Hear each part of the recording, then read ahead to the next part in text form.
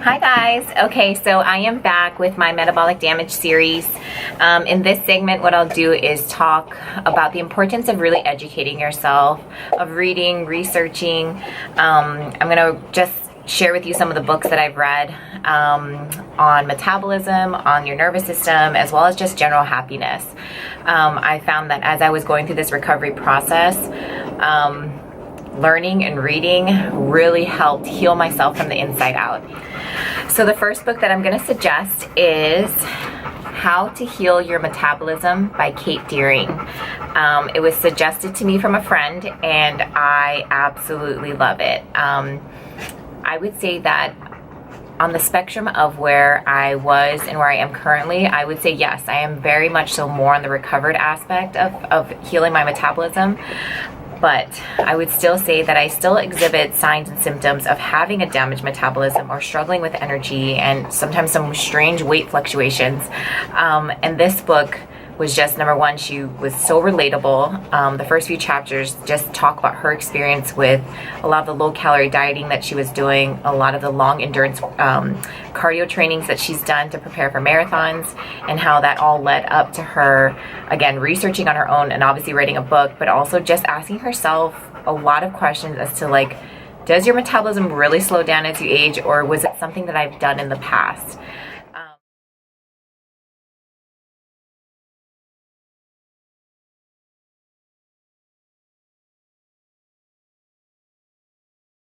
Deering talks about the importance of, rather unique supplements, supplements in the forms of gelatin, beef gelatin, collagen, which are both supplements that I do currently take. I will put the link below of the brand that I buy from Amazon. She talks about the importance of salt. She talks about the importance of liver, of dairy, and it being one of the super proteins that you can eat and introduce into your diet. Aspects of the book that I absolutely love is that at the end of almost every chapter, she mentions, even though I'm giving you suggestions and strongly suggest these things, you have to reflect and take notes for yourself. You have to experiment with these modifications to your diet for yourself because your metabolism is so unique. Your genetic makeup, the way you handle stress, the way you recover, the way you exercise, everything has a tremendous impact on how well and how soon you will recover. So she just does a really good job of reiterating the fact that yes, these are things that she strongly suggests, but you need to take notes and you need to experiment. Another aspect of the book that I really, really enjoy is that her last chapter says, chapter 17, be happy. I can't emphasize that enough. And it's interesting, right? Because it's a book about metabolism, but she includes a chapter on happiness, which will fall into some of the books that I'll talk about after. You have to create your own definition of happiness. You have to figure out what makes you happy. You have to figure out hobbies, relationships, friendships, all of those aspects of what you do daily, and make sure that you foster the things that make you happy and do it as often as possible, because that will unconsciously have a tremendous impact on your road to recovery. So I absolutely loved that part, that she included that in a book on nutrition and metabolism and your thyroid and all these hormones. She made it a point to make sure that you address your happiness, to address the fact that you can do all the right things, you can eat all the right things, but if you are not happy, it won't equate to you completely healing your body. So the next book that I'm going to suggest is The Happiness Project by Gretchen Rubin. It just highlights areas of our life that we don't necessarily think about that contribute to our overall happiness. She talks about playing and having fun and how that contributes to your overall mood. She talks about how decluttering your life, your closet, aspects of, relationships, that'll help contribute to you overall having a better mood.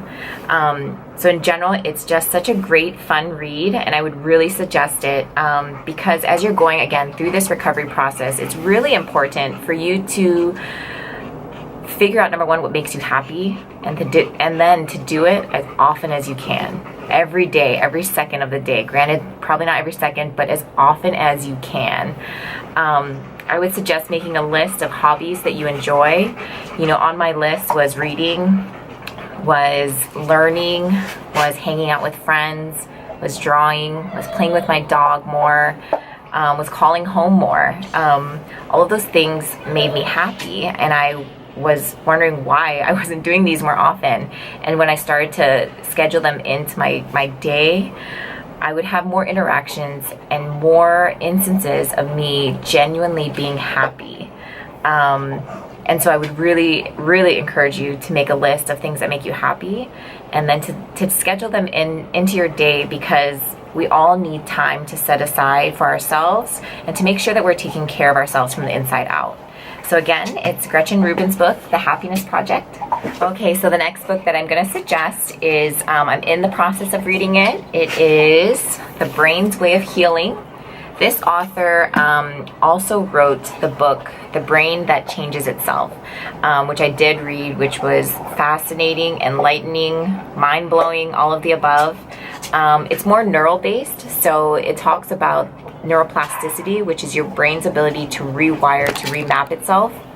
Sorry, that was Nala. So basically, you know, after reading that book, it gave me hope. And that is all that I want these videos to be, is to give someone that little glimmer of hope, to know that where they are currently, you're not stuck. You may feel like it, you may feel exhausted and tired of looking at your body and seeing it changing, and you feel like you're doing everything right, because I've been there and I know how that feels. Basically, these books highlight how your brain functions and how magnificent it is that we can literally retrain ourselves to think a different way. We can retrain our bodies to move a different way. We can retrain our entire beings to be essentially very different. And that's all through neuroplasticity, what I mentioned before. Rewiring your brain takes a lot of good repetitions. The more often that you can wake up in the morning, look at yourself in the mirror, and genuinely smile at your reflection, the more you are telling yourself, I'm okay, things are okay. I may not like where I'm at, but I'm okay.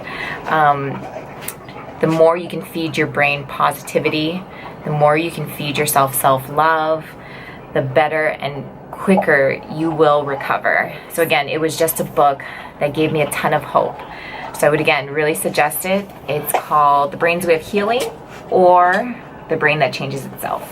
So if you watched my other videos, I am a huge fan of Brene Brown. I think she is fantastic. She is a shame researcher and storyteller.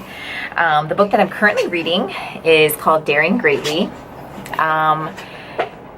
In general, anything by Brene Brown, I'm going to suggest. I'll link her TED Talks. She does a fantastic job of talking about things that I feel like we don't like to talk about. I mean, I don't like to talk about my imperfections. I don't like to talk about things I'm shameful about. I struggle with being authentic to who I am. I struggle with being courageous and brave. And she just talks about all those things, and how doing all of those things, embracing imperfections, being brave, being courageous, living authentically, will slowly amount to you living what she calls a wholehearted life. And that's what I'm all about. I want to live a life where I'm so true to who I am that it has a very positive and infectious energy to those around me. Talk about comparison being the thief of joy. I couldn't agree more.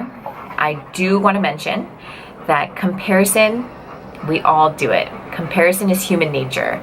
I do it probably every day. I mean, I'll go to a grocery store and be like, oh, I wish I had that person's XYZ, whatever it is that they have. The thing that I want to encourage you to think about is just become aware of how often you compare yourself towards whatever it is that you're comparing yourself to. The tricky part with comparing yourself too often is that you slowly start to believe that you're not enough. And she talks about that, the scarcity phenomenon of believing that we're not enough. When you think about it, you know, every morning when you wake up, you have to be relentless about believing that you are enough. Looking at yourself in the mirror for me, sometimes 4 in the morning, brushing my teeth, telling myself, you're enough. You're enough exactly as you are. Because as soon as I get in my car or as soon as I open up social media, there are things that make me believe that I'm not enough. There are ads in magazines, there are ads on TV, there's ads in the gym I go to of telling me that I should do this if I want to be happier, if I want to be more loved, whatever it is. We are constantly being fed that we're not enough just as we are. And Brene Brown talks a lot about that. And I just want to reiterate the fact that we are enough just as we are. In the place that we're at, we are enough. I also want to mention that, you know, it takes practice to believe that you're enough. It takes consistent practice to believe that you're enough, and that it doesn't happen as easy as flipping a switch. It doesn't happen overnight. It takes consistent practice. And all of these books, though they provide a ton of information of how you can better yourself from the inside out through whether or not nutrition, through practicing happiness, through rewiring your brain, or through understanding why living authentically will help you live a more fulfilled life and help heal your body from the inside out. You have to just make an effort as well to believe that you deserve all of those things. It sounds so cheesy, but it's so true. You have to believe that you are worth recovering. You have to believe that you're worth being happy again, and that you're worth returning to whoever you were prior to damaging your metabolism, to competing, to, you know, developing post-competition blues. You have to believe it. So again, this last book is called Daring Greatly by Brene Brown. Highly suggest it, and I will link her links below. And one aspect that I would strongly encourage you to just reflect on is who you follow on social media. When I was going through my recovery process, I was following a ton of fitness idols, icons, inspiration, leaders, things like that. And there was a period where looking through those and scrolling through my Instagram, where I just started feeling worse and worse about myself, because I was like, I used to have abs, I used to have this body, I used to be able to eat clean, but now all I can think about is donuts and chocolate, and I was just, again, falling into that comparison aspect. So I went on a social media binge, meaning I unfollowed a bunch of people that I felt weren't sending the message that would help me recover, and that would help me know that there was hope, and that would help remind me that I was actually doing the right thing when I decided not to do cardio, not to eat tilapia and asparagus, not to be on a ton of supplements or eating protein powders all the time. So I basically, again, unfollowed a bunch of people, and as a result, I started to find other people that were more transparent about the struggles of competing, about the struggles of just being a woman in the world, and being self-conscious and being body aware. And as I started to feed my social media account with a lot more positivity and a lot more real, raw people, I started to realize how those pages started to impact my overall wellness, my overall mood, my overall perception of life, and how I was going to get better. So, long story short, I would really suggest going through your social media, and just, if you're not ready to unfollow people, that's completely fine. Or you can literally click unfollow, or follow and unfollow and then click it back, whatever you want to do. But I would really suggest to just reflect every time you do come across someone's picture or page, and just consider whether or not their page and what they're talking about is resonating strongly with you and serving a positive purpose in your road to recovery. I am not by any means trying to talk badly about anyone's account, because clearly people follow whoever it is for a reason, right? People define inspiration very differently from one person to the next.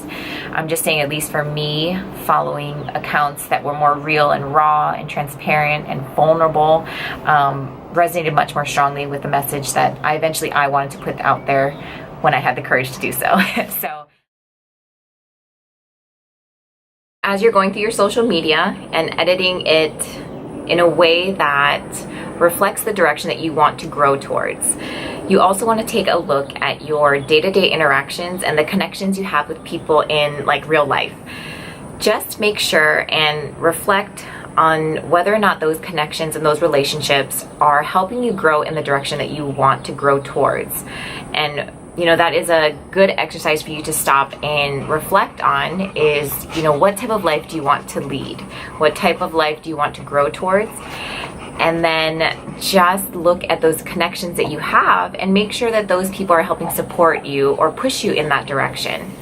There's a saying that goes, the 5 people that you spend the most time with have a tremendous influence on your perspective and your outlook on life. And I believe this very strongly, and that is why I continue to surround myself with very positive, empowering, supportive, hopeful people, because that is also the message that I hope to give to others. So again, both on social media and in real life, just make sure that you have the support system and the type of connections, interactions that you want to continue to grow towards. So I just wanted to end this video how I end all my videos, and that is just to mention that there is hope and to remind you that you are not alone in this journey towards recovery. The more that I've shared aspects of my journey, the more women have reached out to me and have shared aspects of their own story that they are struggling with, whether or not it's something that has to do with their metabolism, it has to do with them coming off of shows, or the fact that they've just been on, too many restrictive diets and their body is just fighting them. Just know that, there are multiple women out there that are in similar positions. May not be identical, but there are a lot of underlying similarities, which is very unfortunate. And that is, my purpose for making these videos is to just share hope. So if you have any questions or comments, you can always leave them below. I will also link my email below in the comment section. And again, there is hope and you are not alone. I just want to say thank you so much for watching, and I will talk to you all very soon. Thank you.